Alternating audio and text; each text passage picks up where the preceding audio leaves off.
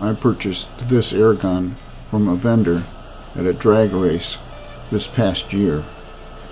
It's to replace a homemade air gun that I made out of a brake line and an air fitting, but it just didn't blow enough air, so I want to modify it. The first step is to get to the valve, and the only way to get to the valve is to drill out the pop rivet that holds the lever that pushes the plunger down in.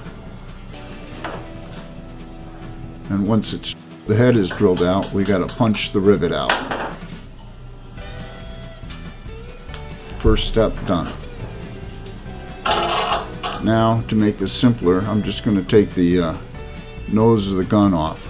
Most of these air guns are pretty much the same. They have a valve with a little end on it for a nozzle. And I'm sure there's differences in them, but they're all kind of constructed the same. They're going to have a valve. Just as a side note, the air inlet was fine. It was plenty big. So I think the big problem is the valve itself.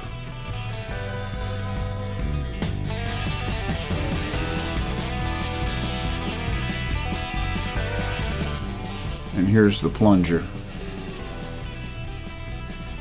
So the first thing I'm going to do is to make it a little easier to push the plunger down. I'm going to shorten the spring up a little bit and then stretch it out just a touch. And that should make the spring a little weaker. It'll make it a little easier to push the plunger down. So I grabbed a hold of it with a pair of needle nose here. And I would have used my cutoff wheel, but my son's using it up in the garage. So I'm just going to use this air saw, and I'm going to cut off just one coil.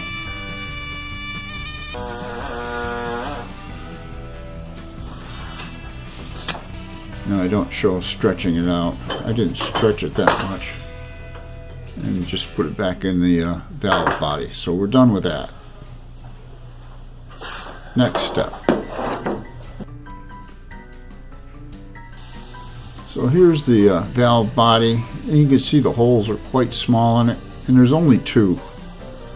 So what I'm going to do is I'm going to drill the hole out just as big as the crevice is at the end of the valve.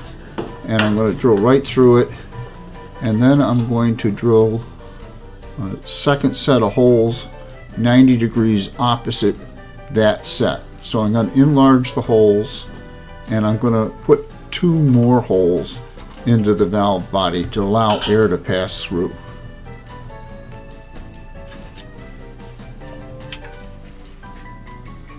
I really like this vise. So I just drilled out the first set, and now I'm making the second set.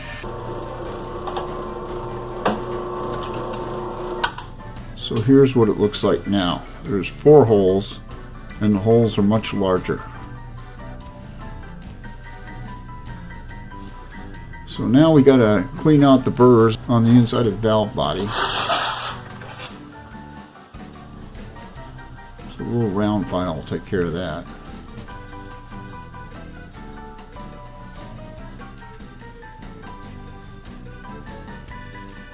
Get it nice and smooth. And check it for movement. And then I'm going to use, and this is important, I'm going to use some silicone grease, not petroleum grease, on the O-ring that's on the plunger. If you use petroleum oil or a petroleum product, the rubber O-rings will swell up and make it even harder to use. But the silicone grease won't do that. So now it slides back and forth nice and smoothly. And we've got the spring weakened a little bit. So we can put the plunger back into the body of the valve body.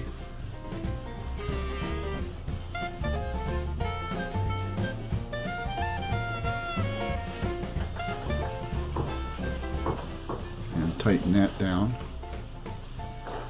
So the next step will be putting the handle on. Now I had to drill out the pop rivet. I don't have any way to put a pot rivet back. So what I'm going to do is I'm going to use sheet metal screws. So let's check the air. Oh yes, lots more air.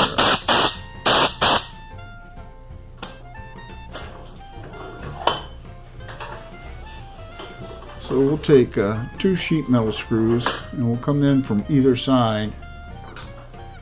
And the first thing I'll do is I'll kind of tap the hole with a sheet metal screw.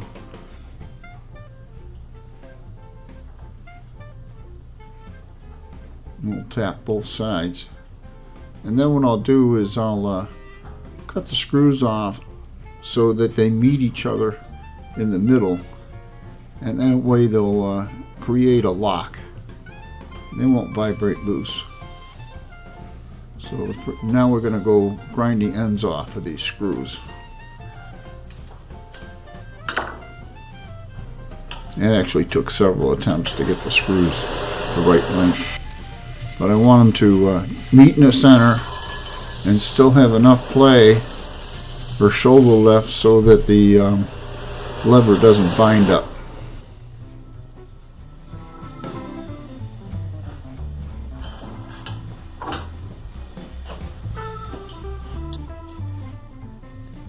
So we'll put the first screw in.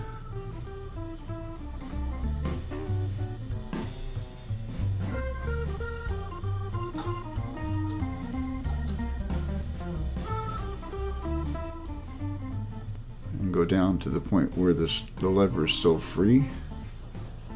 And then put the second screw in.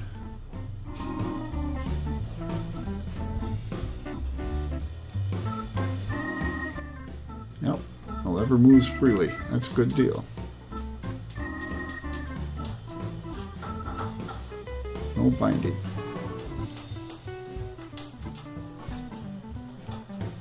Alright, let's check it again.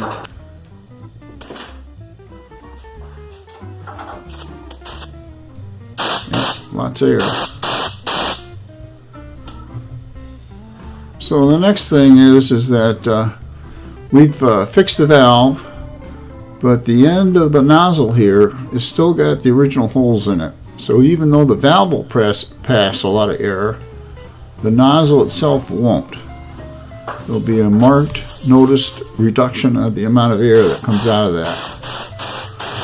So we'll take this rubber tip off, and that'll reveal a metal nozzle.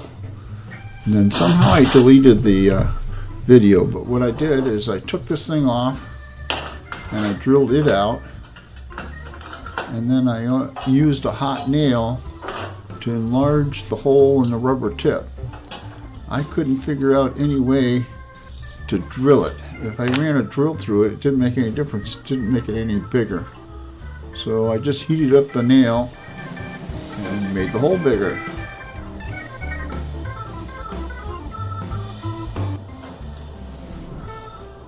So we'll put that rubber tip back on. That's a big difference.